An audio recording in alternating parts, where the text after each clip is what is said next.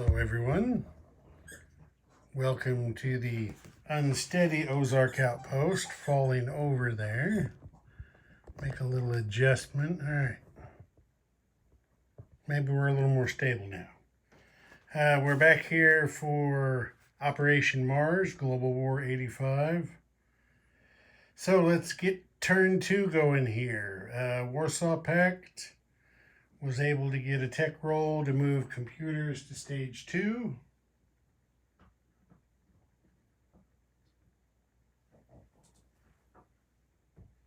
I just had to,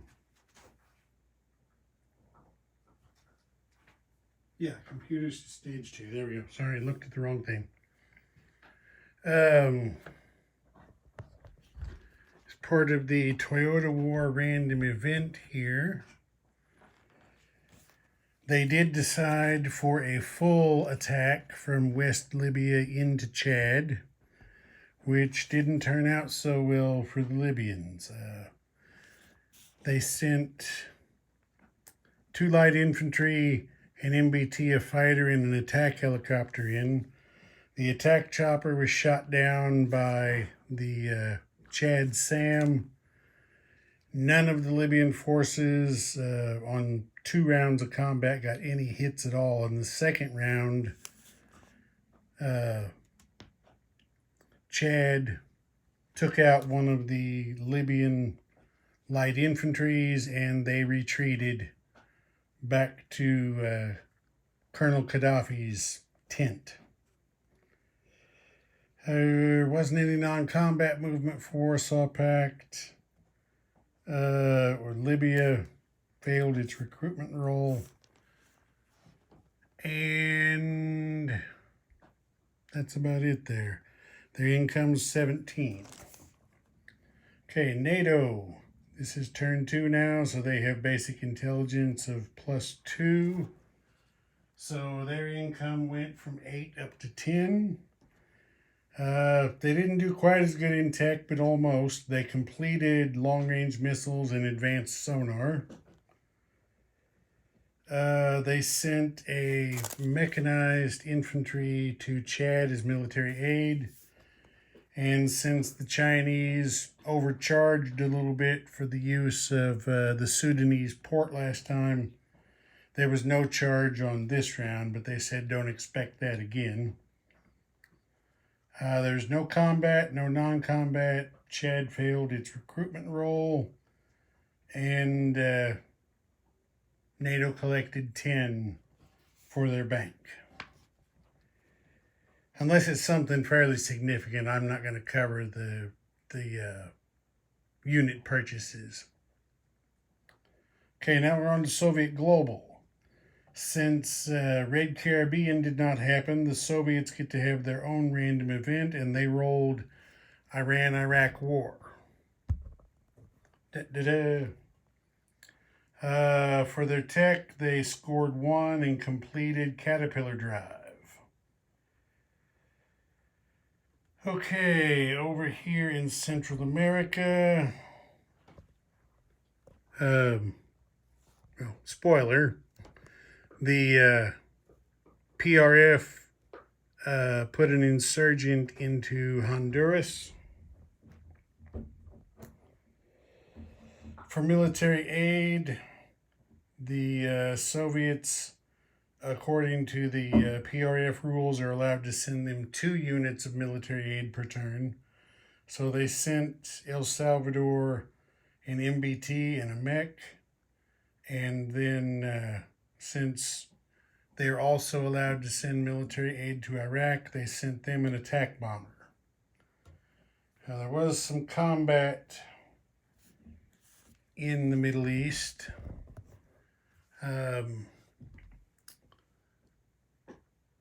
2 mechs from Mosul, 3 MBTs and a fighter from Baghdad attacked Tabriz. They captured it without taking any losses. Then down here, there were 2 MBTs and an artillery attacked Shiraz from Basra. The fighter from Baghdad came over to join that attack. They didn't score any hits and lost an MBT. So the Iraqis retreated back to their starting positions in Basra and Baghdad.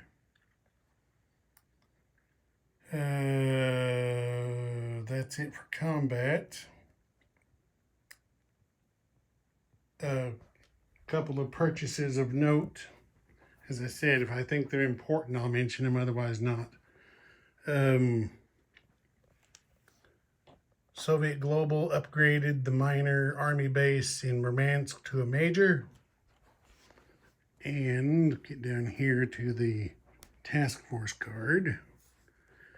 They added a second amphibious assault ship to the Red Banner Northern Fleet, which is headquartered at Murmansk. Okay, the PRF failed its recruitment role, and the Soviet global income is holding steady at 37. U.S. Global got their basic intelligence of +7. So their income went from 10 up to 17. For tech, they hit 3 of 4 again. They moved precision-guided munitions to stage 3. They completed long-range missiles and advanced sonar. So, Russian Navy, you better think about it before you start a war with them. They're going to get your subs. Okay, Honduras, as you've already seen, the American counterinsurgency was a success. So that is now U.S. global territory. The Americans, or I should say the U.S. global, sent a SAM to Shiraz as military aid. They had to pay 4 for that because all American military aid to Iran costs 1 IPP extra per unit. On the build chart, you see I've differentiated the PAC and global supercarriers. So the global supercarrier was moved up to stage 2.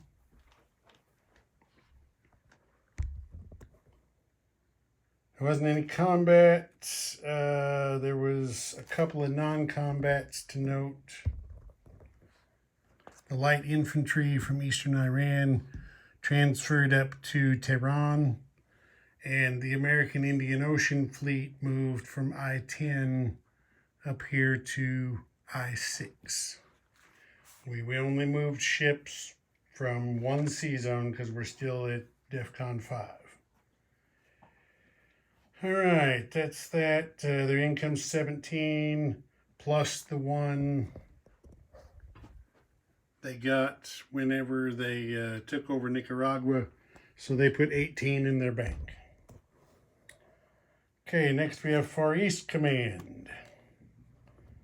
They didn't have much luck. Their counterinsurgency operation in Cambodia failed. So Cambodia signed a military pact with Pacific Command. And as a result of that, Vietnam signed a military pact with Far East Command. And as a result of that,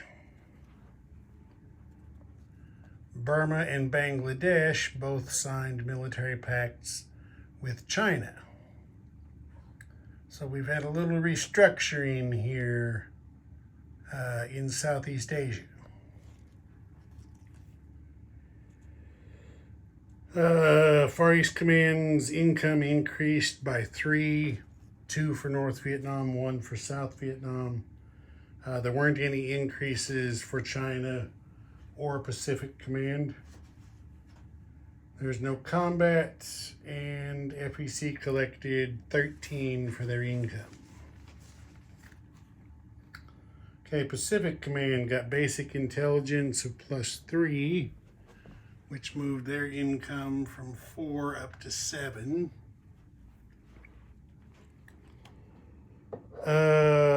they decided to beef up, and they spent their money to build another light infantry and a SAM in Cambodia, since they've got that minor army base there. There wasn't any combat for them. No non-combat worth noting. They collected an income of 7. Okay, that brings us to China. They got their basic intelligence of 2, which took them from 2 up to 4. They did roll 1 good die on the tech. They got AMD to stage 2. They had 2 yuan in the bank, which they transferred to the Land Force and Air Force modernization pools. They put in 1 each.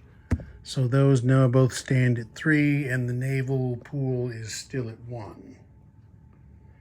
There wasn't any combat. There was... Wait, no, that wasn't them. Okay. No combat, and they collected an income of 4. There was one, I guess, noteworthy non-combat move for FEC. There had been 4 diesel boats up there in P3. They have been moved down here to P16 off the Chinese coast. Okay, not a whole lot of action, but some fairly significant changes this time. Ozark Outpost, over and out.